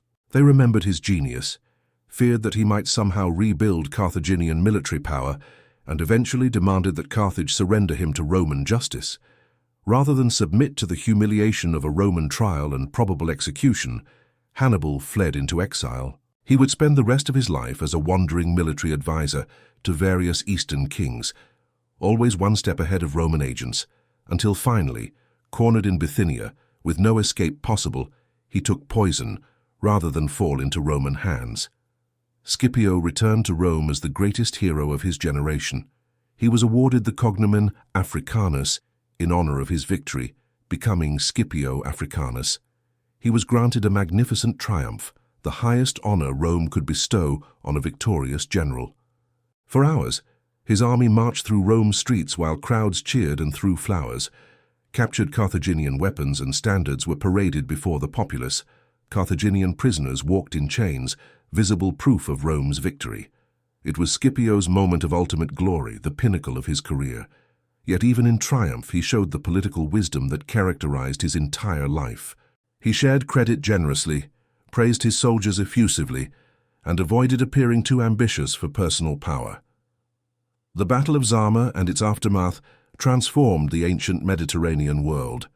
Rome emerged as the dominant power, a position it would hold for centuries. The victory validated Roman military organization and tactics, establishing patterns that Roman armies would follow for generations. It demonstrated that Roman discipline and adaptability could overcome even the most brilliant tactical genius. The battle became required study for future Roman commanders, a demonstration of how proper planning, excellent training, and sound tactics could defeat a seemingly superior opponent. But victory came at a cost that went beyond the casualties on the battlefield. Rome's character began to change after Zama. The republic that had fought desperately for survival became an empire that fought for conquest and glory. The citizen soldiers who had defended their homeland became professional warriors who expected rewards for their service. The Senate that had united against Hannibal became fractious and corrupt, more concerned with political advantage than public good. The seeds of the Republic's eventual destruction were planted in the soil of its greatest triumph. The Battle of Zama concluded on a single October day in 202 BCE, but its consequences rippled through history for millennia. This was not merely another ancient battle, another forgotten clash between long-dead armies fighting for causes that no longer matter. Zama was a hinge point in human civilization, a moment when the trajectory of Western history fundamentally changed. To understand why 20,000 Romans destroying Hannibal's last army mattered so profoundly, we must look at what came after, at the world that Zama created and the world it destroyed. In the immediate aftermath, Carthage struggled to survive under the harsh terms imposed by Rome. The city remained physically intact. Its magnificent harbor still welcomed merchant ships. Its citizens still conducted trade across the Mediterranean. But Carthage was a shell of its former self, stripped of military power, burdened with crushing debt, operating under Roman supervision. The once proud empire that had controlled much of North Africa, Spain, and the western Mediterranean islands was reduced to a single city and its immediate hinterland. The psychological impact on Carthaginian culture was devastating, and a people who had seen themselves as equals to Rome, who had produced a general capable of terrorizing the Republic for 17 years, now existed only at Roman sufferance. Yet Carthage proved remarkably resilient. Despite losing its empire and military, the city's commercial acumen remained intact. Carthaginian merchants continued to trade, their ships visited ports throughout the Mediterranean, and slowly the city began to recover economically. Within a generation, Carthage was once again prosperous, its markets bustling, its warehouses full of goods from across the known world. This recovery, however, would prove to be Carthage's final tragedy. Roman observers, particularly the senator Cato the Elder, watched Carthaginian revival with growing alarm and resentment. Cato became obsessed with the Carthaginian threat, real or imagined. He supposedly ended every speech in the Roman Senate, regardless of topic, with the phrase, "Carthago delenda est," Carthage must be destroyed.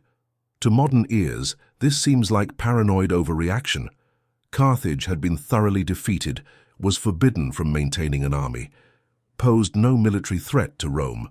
But Cato and those who thought like him saw Carthaginian prosperity as inherently dangerous. If Carthage could rebuild its wealth, might it not eventually rebuild its military power? Better to eliminate the threat entirely, while Rome had overwhelming advantage. In 149 BCE, nearly 50 years after Zama, Rome manufactured a pretext for the Third Punic War.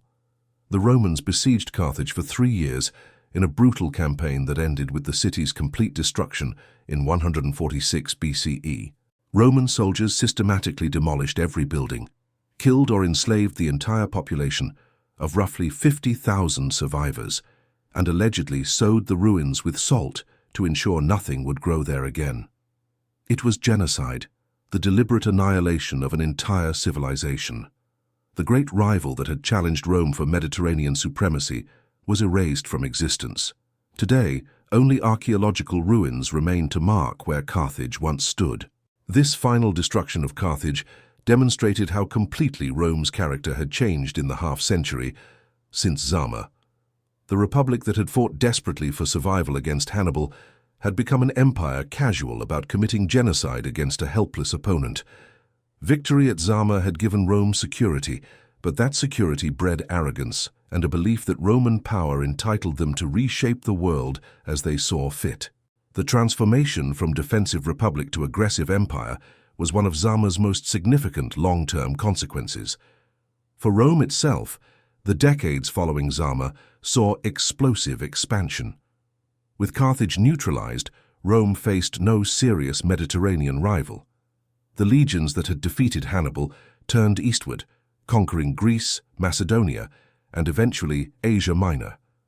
Roman power spread across the ancient world with remarkable speed. By the time Julius Caesar was born in 100 BCE, Rome controlled virtually the entire Mediterranean basin, an empire of unprecedented size built on the foundation of military excellence established in the wars against Carthage. But empire brought problems that the Republic was ill-equipped to handle. The influx of wealth from conquered territories corrupted Roman politics. The citizen soldiers who had fought at Zama were replaced by professional armies more loyal to their generals than to the Senate. The small farmers who had formed Rome's backbone were displaced by large estates worked by slaves captured in Rome's endless wars. Political factions formed around powerful generals, and these factions eventually plunged Rome into civil war.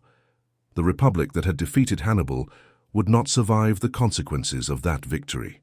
Within a century and a half of Zama, the Roman Republic was dead, replaced by the empire under Augustus. The military lessons of Zama influenced warfare for centuries. Scipio's tactics, particularly his use of combined arms with infantry and cavalry working in coordination, became standard doctrine for Roman commanders. The flexibility that allowed him to adapt his formation to counter Hannibal's elephants demonstrated the value of tactical innovation over rigid adherence to tradition. Roman military manuals studied Zama for generations, analyzing what Scipio did right and what Hannibal did wrong. The battle proved that numerical superiority meant nothing without proper coordination, that cavalry could be decisive even in infantry-dominated warfare, and that the general who maintained better discipline and cohesion would likely prevail in closely matched contests. Hannibal himself became a tragic figure in the years after Zama, a brilliant mind without an army to command, a warrior without a war to fight. After fleeing Carthage to escape Roman demands for his surrender, he wandered the eastern Mediterranean for years, offering his services to various kingdoms that opposed Rome. He advised Antiochus III of Syria on military matters and supposedly suggested strategies for invading Italy, though Antiochus never followed through. When Rome demanded his extradition, Hannibal fled to Crete, then to Bithynia in what is now Turkey. In Bithynia, serving King Prusias, Hannibal won a final small naval victory against Roman allies, demonstrating that even in his 60s, he retained his tactical brilliance. But Roman agents eventually tracked him down. Surrounded in a villa with no possibility of escape, Hannibal took poison rather than face capture. According to tradition, his last words were a bitter jest about Roman persistence. "Let us relieve the Romans from the anxiety they have so long experienced, since they think it tries their patience too much to wait for an old man's death." He died as he had lived, defiant to the end, denying Rome even the satisfaction of parading him in chains through Roman streets. History has been surprisingly kind to Hannibal, despite his ultimate defeat. Ancient Roman historians, even those celebrating his enemies, acknowledged his genius. Livy, writing during the reign of Augustus, portrayed Hannibal as a worthy opponent whose abilities made Roman victory all the more praiseworthy. Military theorists from Vegetius in late antiquity to Clausewitz in the 19th century studied his campaigns as examples of operational art at its finest. Even today, his crossing of the Alps and his victory at Cannae remain standard subjects in military academies worldwide. He achieved a form of immortality denied to most conquerors. He is remembered not for what he built, but for how brilliantly he fought. Scipio Africanus, despite his triumph at Zama, faced a more complicated legacy in Rome itself. His very success made him politically dangerous. Romans had a deep suspicion of successful generals, fearing they might use military glory to establish tyranny. Scipio's enemies accused him of corruption and accepting bribes from Eastern kings. The charges were probably false, manufactured by political rivals jealous of his fame, but they tarnished his reputation. Scipio eventually retired from public life in disgust, withdrawing to his estate where he died around 183 BCE, the same year as Hannibal. His last request was that he be buried outside Rome, not wanting to rest in the city he had saved, but which had turned against him. The battle itself entered Roman mythology as the moment when the Republic proved its superiority over all rivals. Roman historians embellished the story, making the victory seem more inevitable than it actually was, downplaying the desperate nature of the fighting. In Roman collective memory, Zama became a demonstration of Roman virtues, that combination of courage, discipline, and moral excellence that Romans believed made them destined to rule the world. The fact that the battle had been a close-run thing, that different decisions by either commander could have led to a very different outcome, was conveniently forgotten in the mythologized version. For Carthage, Zama marked the beginning of the end, but it also became a symbol of tragic heroism. Later North African peoples, even those with no direct connection to ancient Carthage, remembered Hannibal as a hero who had challenged Rome and nearly succeeded. In medieval and modern times, Carthage became a symbol of resistance against imperial oppression, with Hannibal as the eternal rebel who refused to accept Rome's claimed right to rule the world. The fact that he ultimately lost didn't diminish his symbolic power. If anything, his defeat made him more sympathetic. The brilliant general who did everything right but lost anyway to superior resources and numbers. The geographic site of the battle remained significant for centuries. The exact location of Zama has been debated by historians and archaeologists, with several candidate sites in modern Tunisia. In the late 19th and early 20th centuries, French colonial archaeologists searched for definitive proof of the battle's location, hoping to find mass graves or weapon deposits that would settle the question. While they found some evidence consistent with ancient battle, no site has been conclusively identified as the Zama battlefield. The landscape where 20,000 Romans destroyed Hannibal's last army has been transformed by 2 millennia of agriculture, urban development, and erosion, making archaeological investigation extremely difficult. The cultural impact of Zama extended far beyond military history. The battle became a favorite subject for artists, poets, and playwrights throughout Western history. Renaissance painters depicted the clash of armies, usually with considerable artistic license regarding historical accuracy. Baroque composers wrote operas about Scipio's triumph. Enlightenment philosophers used the Punic Wars as examples when discussing the nature of republican virtue and the corrupting influence of empire. In the 19th century, Romantic writers embraced Hannibal as a tragic hero, the noble enemy defeated by a more powerful but less worthy opponent. Modern historians continue to debate what would have happened if Hannibal had won at Zama. This kind of counterfactual speculation is controversial among professional historians who prefer to analyze what actually happened rather than what might have been. But the question is irresistible. What if Scipio's cavalry had been delayed and failed to return in time? What if Hannibal's elephants had been better trained and successfully disrupted Roman formations? What if the Carthaginian second line had broken through the Roman infantry? Could Hannibal have achieved another Cannae-level victory? If Carthage had won at Zama, the immediate consequences would have been dramatic. Scipio's army would have been destroyed, eliminating Rome's most effective general and its best troops. Rome would have been forced to negotiate from weakness, probably accepting a peace that left Carthage in control of its Spanish territories and North African empire. But would this have changed the long-term outcome? Rome had shown after Cannae that it could absorb catastrophic defeats and continue fighting. The Republic's greatest strength was not tactical brilliance, but strategic persistence, the absolute refusal to accept defeat regardless of casualties. A Carthaginian victory at Zama might have prolonged the war, but probably wouldn't have changed the ultimate result. The more interesting counterfactual is whether Roman victory at Zama was necessary for Western civilization as we know it to develop. Rome's triumph led to Mediterranean unification under Roman law, language, and culture. This created the framework within which Christianity could spread, eventually becoming Europe's dominant religion. Roman roads, Roman administrative practices, Roman legal concepts, and the Latin language shaped medieval and modern Europe. Would any of this have happened if Carthage had remained a major power? We can never know, but it's clear that our world is, in many ways, the world that Zama created. The tactical and strategic lessons of Zama remain relevant to modern military thinking, despite the obvious differences between ancient and contemporary warfare. The importance of combined arms operations, where different military capabilities support each other, is a principle demonstrated at Zama that remains central to modern military doctrine. Scipio's willingness to adapt his tactics to counter specific enemy capabilities, rather than relying on standard procedures, foreshadows modern military emphasis on adaptive leadership. The decisive role of cavalry in exploiting infantry success illustrates principles of maneuver warfare that remain valid even in an era of mechanized forces. Military academies worldwide still teach Zama as a case study in operational art. The battle demonstrates how a numerically inferior force can defeat a larger enemy through superior coordination, better use of cavalry, and maintaining cohesion under pressure. It shows the importance of logistics, as Carthage's inability to properly train its elephants or match Rome's cavalry proved decisive. It illustrates how battles are won not just by brave soldiers, but by commanders who create favorable conditions through careful planning and preparation.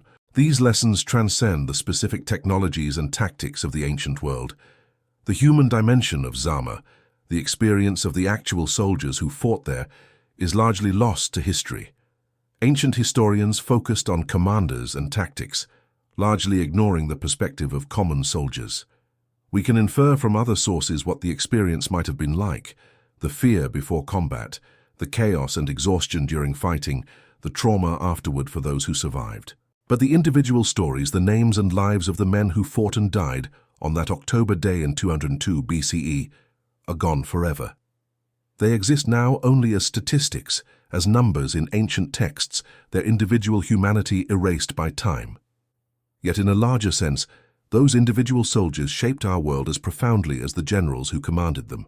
Every Roman legionary who stood firm against Hannibal's veterans, every Carthaginian soldier who fought desperately to save his homeland, contributed to creating the conditions that produced modern Western civilization. Their courage, fear, suffering, and deaths were the raw materials from which history was forged. They deserve to be remembered not just as faceless participants in great events, but as human beings who faced impossible choices and did their best under conditions of unimaginable stress.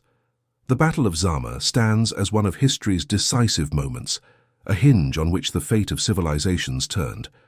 20,000 Roman soldiers, supported by cavalry and led by a brilliant young general, destroyed Hannibal's last army and ended Carthage's ability to challenge Rome's Mediterranean dominance.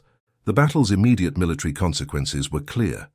Rome won the Second Punic War and emerged as the ancient world's supreme power. But the deeper consequences played out over centuries, shaping the development of Western civilization in ways that continue to influence our world today. As we look back across more than 2 millennia at that blood-soaked field in North Africa, we can appreciate the battle's significance while also mourning its costs. Tens of thousands of men died there, each one an individual with hopes, fears, families, and futures that were snuffed out in an afternoon of violence. Civilizations rose and fell based on that day's outcome. The Carthaginian world, with its unique culture, language, and traditions, was set on a path to extinction. The Roman world, with all its achievements and atrocities, was empowered to reshape the Mediterranean according to its vision. Zama reminds us that history is made by human decisions under impossible pressures, that the course of civilization can turn on the outcome of a single battle, that courage and genius can still fail against superior resources and preparation. It reminds us that victory's price is measured not just in immediate casualties, but in the long-term consequences of success, that winning can transform the victor in ways both beneficial and destructive. Most of all, it reminds us that the past is not truly past, that events from over 2,000 years ago continue to shape our present in ways both obvious and subtle. The echoes of Zama reverberate through time, audible still to those who listen for them.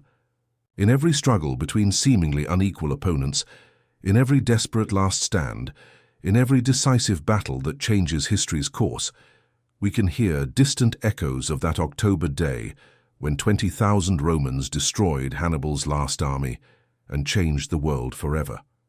The battlefield is gone, covered by 2 millennia of dust and development. The soldiers who fought there are dust themselves, their names forgotten, their bones long since crumbled to nothing. But what they did there, the world they created through their courage and suffering and sacrifice, remains with us still. We are all, in some sense, children of Zama, living in the world that battle made possible. That is the final legacy of those 20,000 Romans who destroyed Hannibal's last army, and in doing so, created the foundation of Western civilization as we know it. Thank you so much for joining me on this journey through one of history's most pivotal battles. If you enjoyed this documentary about the Battle of Zama and found it educational or entertaining, please consider giving it a like.